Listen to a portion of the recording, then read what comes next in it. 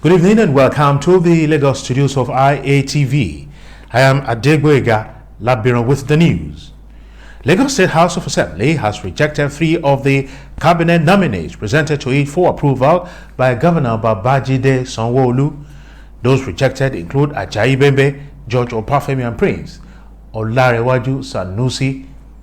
Those rejected of the Assembly, however, confirmed the former editor of The Nation, Gbenga Omotosho, as a commissioner, and the All Progressive Congress (APC) Publicity Secretary in the state, Joe Igbokwe. ITV News reports that the new cabinet is due for inauguration tomorrow. Lagos State Governor Babajide Sanwo-Olu has sworn in 9 newly appointed permanent secretaries into the Lagos State Civil Service. Those who were sworn in on Monday at the Lagos House are Lausa Ikeja, Washitabe Titilayo Hadijat, Musa Maruf Olawale, Dro Simieti, Olorun Kemi, Agoro Maruf Olawale, Odeneye Belinda, amongst others.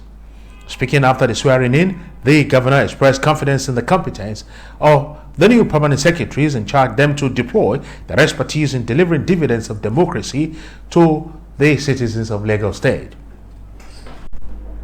Office and of secrecy, to continue to ensure that the very best is what we get in Lagos State. I have no doubt that as one of you has come out to pledge and to reassure us that we have made a right decision, that you will continue to give your very, very best. Servants to remain diligent in discharging their duties, assuring them that exalted position of a permanent secretary will one day be the reward for their hard work. One of the appointees, Musa Olawale, who spoke on behalf of the new permanent secretaries, thanked the governor for his faith in them while pledging their commitment to quality service delivery to the people of Lagos State. Greatest honor that I stand before you today to assure you, Your Excellency, of our commitment to our appointment. The Lagos State Public Service is indeed blessed, very blessed, because we have very, very capable and competent hands. Trees have been assigned to 9 different ministries.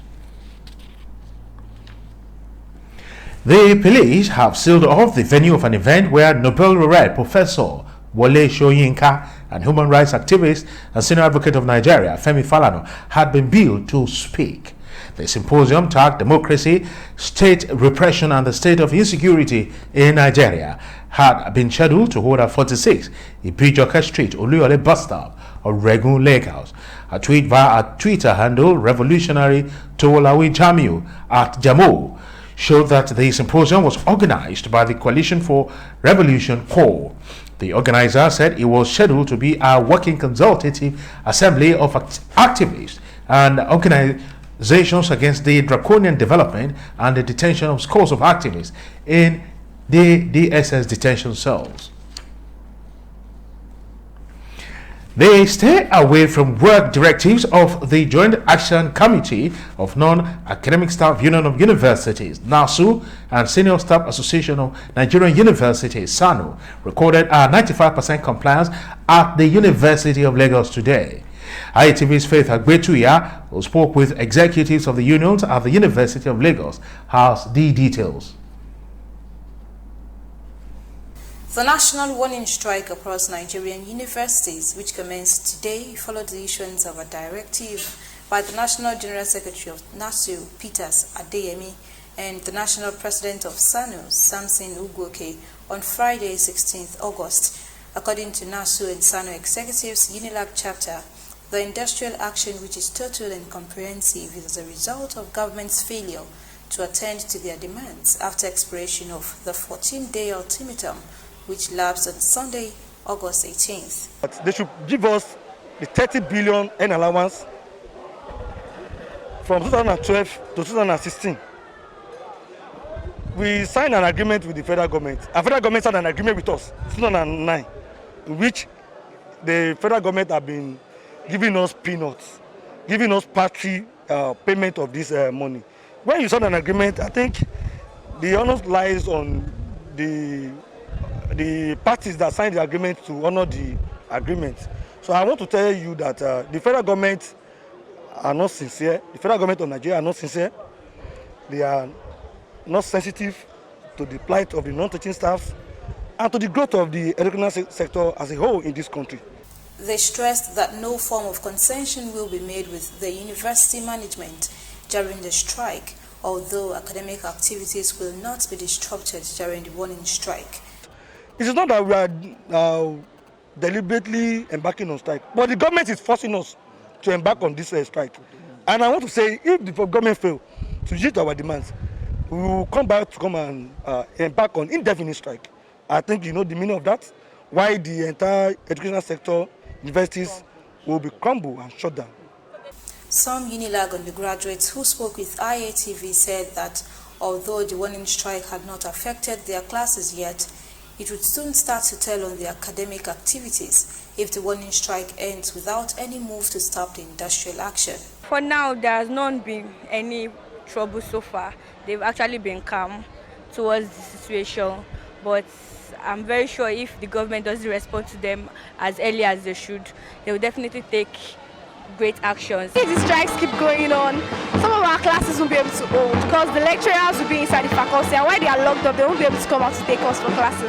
Federal government should just give a listening ear to the non-academic staffs and do the needful.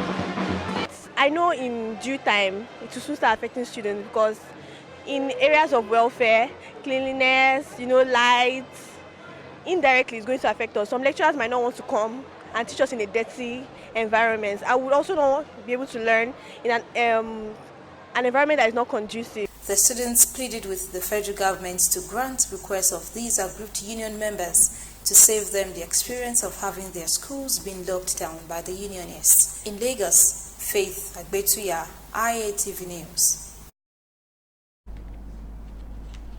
Still on the NASU and SANU strike, members of the Non-Academic Staff Union of Universities, NASU, and Senior Staff Association of Nigeria Universities, SANU, disrupted academic activities at the University of Ilorin today. The union members locked the university gate, preventing vehicular movement into the university. The two unions are on a 5-day warning strike to demand for the release of 30 billion naira from the federal government to offset the backlog of their end allowance. We are now appealing to the government that it should please come up with the negotiation of a 2009 agreement so that our members can benefit. At the same time, the issue of staff school, the government has decided to carve out staff school from the mainstream as if staff school is a private entity. This is not in line with the act that established the university. We're demanding for 3 items. We've given the federal government a long road to pull. We gave them a 14 days ultimatum, of which it lapsed yesterday. Up till now, as we are talking to you, the agitation still goes on. The government has not answered. There is no positive response to this effort. And we are demanding for our rights. We are demanding for 30 billion naira as part of our allowance, as part of the too much disparity between us and the academic staff at the end allowance just released to us. The federal government had some years ago released 25 billion naira for both the academic and non-academic staff. Both the non-academic unions claim that the academic union members took 80% of the money, leaving the other unions with 20%. Kwara State Governor Abdulrahman Abdulrazak today locked scores of civil servants outside the main gate of the Old Secretariat in Ilorin, the state capital, for late coming. The governor paid an unscheduled visit to the Old Secretariat early in the morning, told the civil servants that late coming to work was not helpful for government business in the 21st century. He expressed sadness that he got to the government secretariat at about 7:55 a.m. and for over 1 hour, only a few workers were at work. Most offices were still locked at 9 a.m. Abdulrazak noted that his government will not try to support the civil service to deliver on its mandate, but stressed that he expects a drastic shift from old practices that have taken Kwara State nowhere, the statement added. And now to Ogun State, where the police have arraigned 3 men in an Ota magistrate court for allegedly being in possession of a human skull. The 3 men, namely Sunday Matthew, Olaniyi Samuel, and Uchenna Olewune, whose addresses were not provided, were charged with 2 counts of conspiracy and unlawful possession of the human skull. The prosecution counsel, Sergeant Abdul Karim Mustafa, told the court that the defendants and others at large committed the offense on May 27 at Okeola Abayomi area of Iju. The defendants were unable to explain how they got the human skull when they were caught, an offense which he said contravened the provision of sections 329 subsections 1 and 2 and 516 of the Criminal Code laws of the Federation 2004. The accused person, however, pleaded not guilty. Consequently, the Chief Magistrate Matthew Akinyemi admitted them to bail in the sum of 400,000 naira each, with 2 shorties in like sum. And now to Ondo State, where the Ondo State Governor Rotimi Akeredolu has commenced a 14-day working vacation. The Chief Press Secretary told the State Governor Segun Ajiboye, who disclosed this in a statement issued today in Akure, added that the Governor will resume on September 14th. Ajiboye disclosed that the Governor had transmitted a letter on the vacation to the State House of Assembly before proceeding on the annual leave. The Governor had, however, notified the Assembly that his deputy, Agbola Ajayi, will perform the functions of the Governor in his absence. The Christian Association of Nigeria, CAN, Ondo State Chapter, has commended the Nigerian Security and Civil Defense Corps for its doggedness and the professional conduct of its personnel. Reverend Ayo Oladapo, CAN State Chairman, gave the commendation in Akure while leading the State Executive of the Association on a courtesy visit to Nigerian Security and Civil Defense Corps State Command. He said the operations of the Corps had helped to curtail crimes and criminality in the state. Oladapo also called on the State Commandant to ensure greater collaboration with other sister agencies in ensuring that the nation, and most especially Ondo State, was rid of crime. The Civil Defense Corps State Commandant Christiana Abiakam Omanu, who commended the association for recognizing the contribution of the service in providing security within the state, pointed out that ceaseless prayers of religious bodies were needed for the entire security architecture of the nation. There are indications that banks borrowing from the Central Bank of Nigeria, CBN, may hit 23.7 trillion naira this year, with interest payment of 15 billion naira going by the current thrust and impact of the CBN monetary measures. This represents 109% and 86% increases against the 11.33 trillion naira and 8.4 billion naira recorded in 2018.